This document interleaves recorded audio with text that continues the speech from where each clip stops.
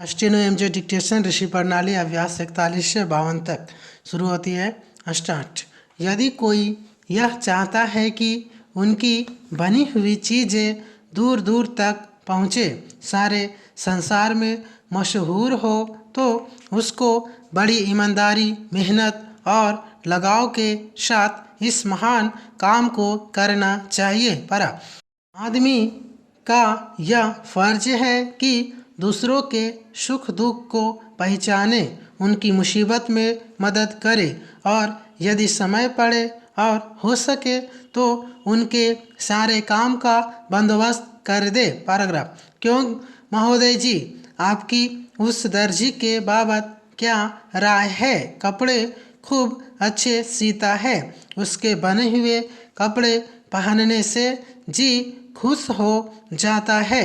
आज तो वह आपके यहाँ आया था, आपने उसे क्या जवाब दिया? अभ्यास 42। देखो, सामने की दुकान में अलादीन दर्जी बैठा कपड़ा सी रहा है। वह क्या चीज़ है? वह सिलाई की मशीन है। कैसी अद्भुत है, खूब चल रही है। अलादीन खुद बैठा काम कर रहा है।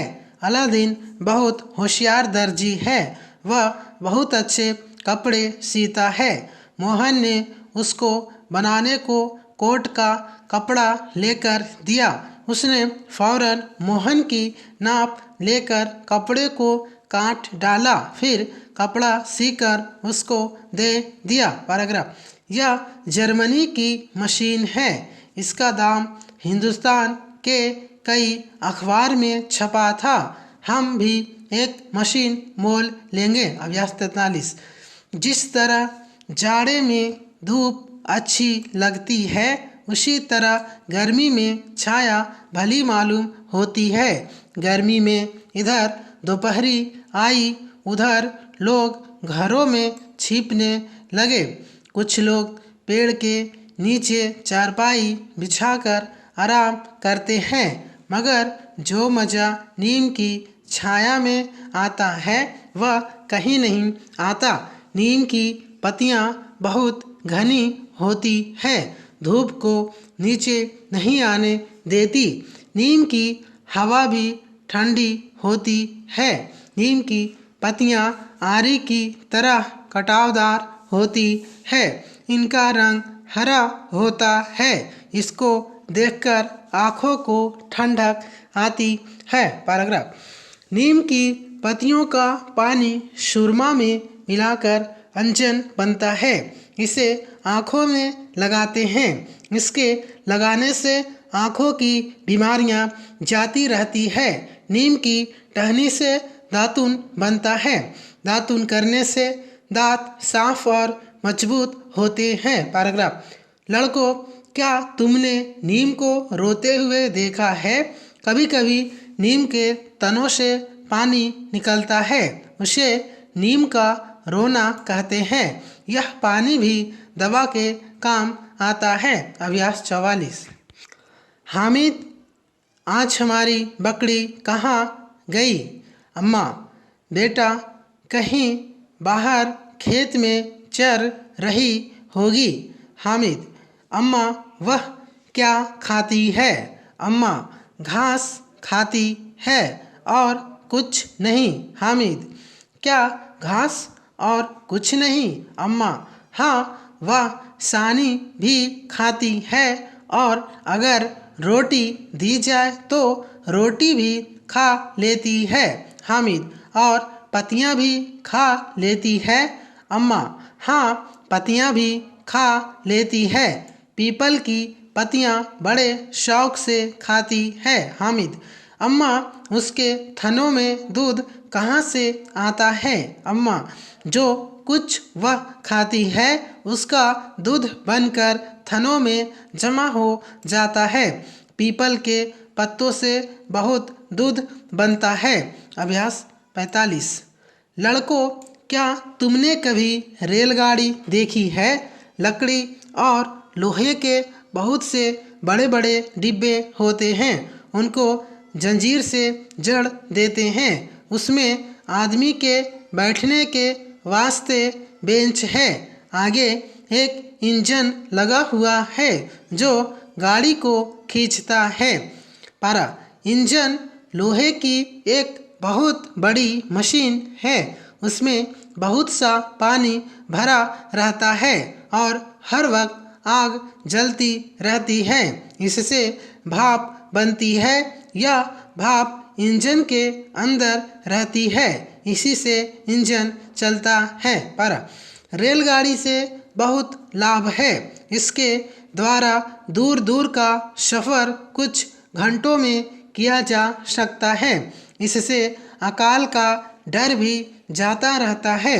अब दूर की यात्रा रेल ही में की जाती है। अभ्यास 46। किसी व्यापार में सफल होने के लिए यह जरूरी है कि ग्राहकों के साथ अच्छा बर्ताव किया जाए, वेजा मोलचाल न किया जाए और किसी खास वजह के उनको कष्ट न दिया जाए, वरना वे दुकान को छोड़ देंगे जिसके सिवा हानि के लाभ नहीं होगा। पर बहुत से लेखक मोटे रूप से निबंध का विषय बताते हुए आगे बढ़ते हैं। यह मार्ग सबसे सरल तथा सीधा साधा है। प्रारंभ में नवीन लेखकों के लिए यह अति हितकर है। उसमें किसी विषय, कला या योग्यता की अधिक आवश्यकता नहीं पड़ती। अभ्यास 47। विद्यार्थियों, तुमने कबूतर तो जरूर देखा होगा। इसकी सूरत में भोलापन बरसता है। ये छोटे छोटे सब किस्म के होते हैं। विद्वानों ने इसके विषय की विधा की बड़ी अनुसंधान की है। इनकी याददाश्त बड़ी तेज होती है। यह एक बार अपना घर देख लेते हैं तो किसी विधि भी नहीं भूलते। पारा कबूतर बड़ा मिलनसार और प्रेमी जानवर है। प्रारंभ में तो वह आदमी को देखकर बड़ी दूर भागता है, पर जब मिल जाता है तो उनके साथ प्रेम से रहता है। यह सब चीज़ें नहीं खाता, पर दाने और रोटी पूरी बड़े चाव के साथ खाता है। पर घर से उसके कितना ही दूर ले जाकर छोड़ो, तुरंत अपने घर उल्टा चला आता है।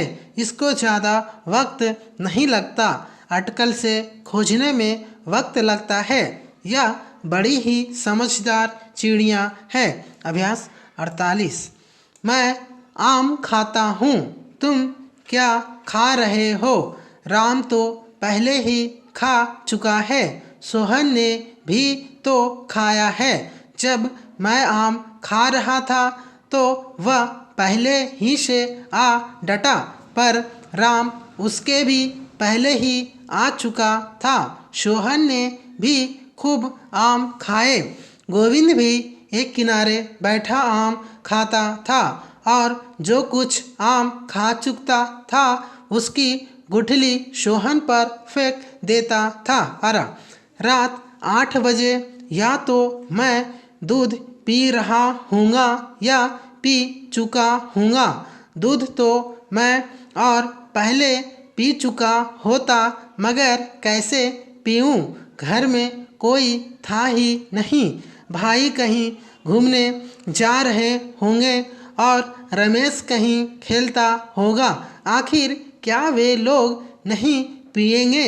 मैं ही पीता। पारा स्टेशन पर कितनी ही चीज़ें बाहर से लाई जाती है। अगर यह चीज़ें बाहर से ना लाई जाती तो काम ना चलता। जब मैं वहाँ पहुँचा तो आम लाया जा रहा था। लीचियाँ पहले ही से लाई गई थी और भी बहुत से फल लाए जाते होंगे। यह देखकर मुझसे ना रहा गया। मैंने सोचा मुझे भी कुछ खाना चाहिए। यह सोचकर आम पर मैं टूट पड़ा और जितना खा सकता था खाया। पैराग्राफ। अगर तुमने आम खा डाला तो कौन सी बड़ी बात हुई। वह तो घर पर इसीलिए रखे थे, तुम पहले से वहाँ उपस्थित नहीं थे, नहीं तो तुमको पहले मिल जाता। श्याम को तो मैं पहले ही दे चुका था, वह तो आज घर पर ही था। रास्ते में गिर पड़ने के कारण कल वह कहीं नहीं गया था, ना आज जावेगा। अभ्यास 49। युवावस्था मानव जीवन का बसंत है, उसे पाकर मनुष्य मतवाला हो जाता है। इस अवस्था में न उसे कारागार का डर रहता है, न वह हितकर कार्यों से भागता है। वह हानिकारक कामों से बचता और गुणकारी कामों में लगता है। वह अपने को धर्मशील तथा बलशाली बनाना चाहता है और संतापहारी कार्यों से दूर रहकर मनोहर कार्यों को करना चाहता है। पैराग्राफ।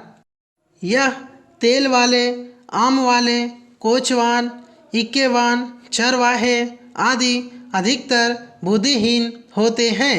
इन लोगों का व्यवहार संतोषजनक नहीं होता। तेल वाले के तेल में अक्सर इतनी मिलावट रहती है कि चिकनाहट तक नहीं रह जाती।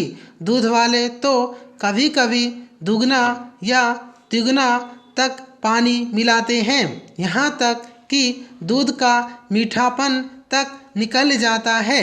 इससे उनका अपमान होता है और यही उनके दासत्व की निशानी है।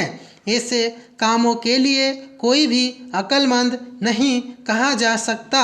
अगर ये ऐसा ना करते तो शायद अपने जीवन को सुखपूर्वक बिता सकते तथा धनपूर्ण और कटुता रहित बना सकते। पैराग्राफ। अनुदिन मनुष्य को इस बात का प्रयत्न करना चाहिए कि पराजय तथा अपकृति न हो, चरित्र निर्मल तथा निष्पाप बना रहे, दुर्जन से बचा रहे तथा सज्जन का साथ हो। इससे मनुष्य आजीवन सुखी रह सकता है। उनको दूसरों के साथ उपकार तथा इंसाफ करना चाहिए। पैराग्राफ। तुम्हारा हर वक्त बाहर रहना हमें नापसंद है, या तुम्हारी प्रतिदिन की आदत सी हो गई है। बदमाश तथा नालायकों का समागम हो गया है।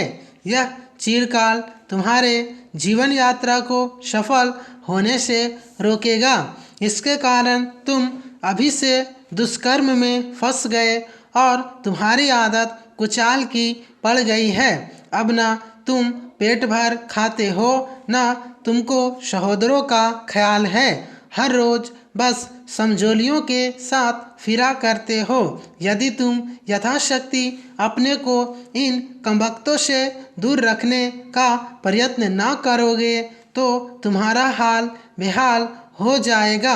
तुम कमजोर हो जाओगे और विकल रहोगे, वह बाकायदा कुलंगार की तरह फिरा करोगे। अभ्यास 50। आशा की जाती है कि राष्ट्रपति को अधिकाधिक चाहने वाले आज प्रातःकाल अपने बाल बच्चे, भाई बहन और बाप दादों को साथ ही साथ लिए बड़ी धूमधाम से राष्ट्रपति भवन में आए होंगे। ऐसे समय में प्रायः यह देखा जाता है कि जनता भी अधिक से अधिक तादाद में जमा हो जाती है। इस बार तो यह सुना जाता है कि गेट पर एक से अधिक पहरेदार एक दूसरे को धक्के देने वाले लोगों को चुपके से तीतर बितर कर देते हैं, परंतु जो डील डॉल साफ साफ भले आदमी मालूम देते हैं उन्हें रोकने की आशा नहीं की जा सकती। पैराग्राफ। इस समय बहुत से लोगों ने राष्ट्रपति का फल फूल तथा अन्य प्रकार की चीज़ों से स्वागत किया। इसका उत्तर देते हुए राष्ट्रपति महोदय ने कहा कि आजकल यह आवश्यक है कि प्रातःकाल होते ही हम देश विदेश के हालचाल पढ़ें। ऐसी घटनाएं आए दिन होती है या होती रहती है। विशेष जांच पड़ताल करने पर पता लगता है कि संसार की सुख शांति उत्तरोत्तर नाश की ओर बढ़ती जाती है। ऐसी दशा में यह तो निश्चित ही है कि भावी वैदेशिक हलचल में भारतवर्ष से बिल्कुल चुपचाप नहीं बैठ सकता। अभ्यास 51। वैसे तो बहुत से लोग राष्ट्रपति की हैसियत से भारत के बड़े बड़े शहरों में समय समय पर भ्रमण करते रहे हैं, परंतु पंडित जी ने ही सर्वप्रथम रातों रात और दिनों दिन गांवों में घूमकर सबसे बड़ा और सबसे अच्छा तूफानी दौरा किया है। सर्वसाधारण जनता में पहले पहल कांग्रेस का बिगुल फूंकने का श्रेय इन्हें दिया जाए तो अनुचित न होगा। गरीब किसानों ने पहले ही से सिर्फ जवाहरलाल जी का नाम सुना था, परंतु जब तक वे उनके बीच में नहीं गए थे तब तक वे बेचारे न उन्हें समझते थे और न कांग्रेस को। पंडित जी की बात बात में जादू का असर है, अतः इनकी बातें सुनकर पहले तो वे लोग एकाएक बहुत ज़्यादा अचंभे में पड़ गए थे। बाद में उन्हें पहले पहल मालूम हुआ कि अब तक हम अंधेरे में थे। सचमुच भारत हमारा और हम भारत के हैं। कम से कम वे समझने तो लगे कि स्वतंत्रता हमारा जन्मसिद्ध अधिकार है और इसके बगैर हम पशुओं से भी खराब है। पैराग्राफ। टंडन जी ने भाषण देते हुए कहा कि जहाँ तहाँ से दिन ब दिन आने वाली खबरों से मालूम होता है कि आगामी युद्ध ज़्यादा से ज़्यादा 1-2 वर्ष दूर है। इसीलिए भारत को सबसे पहले हिंदू मुस्लिम एकता की बड़ी आवश्यकता है। सबसे बुरा तो यह है कि हिंदू मुसलमान यह जानते हुए भी अभी तक ज्यों का त्यों 36 का नाता बनाए हैं। दूसरी बात है खादी और देसी माल को व्यवहार में लाने की, जिसके बगैर हमारे देसी धंधे नहीं पनप सकते। उसके बगैर हम सच्ची आज़ादी भी नहीं हासिल कर सकते। अभ्यास 52। कुछ माह पहले जैसी रेल की दुर्घटना बिहटा में हुई, प्राय वैसा ही या उससे भी अधिक भीषण कांड आज सुबह बमरौली में हुआ।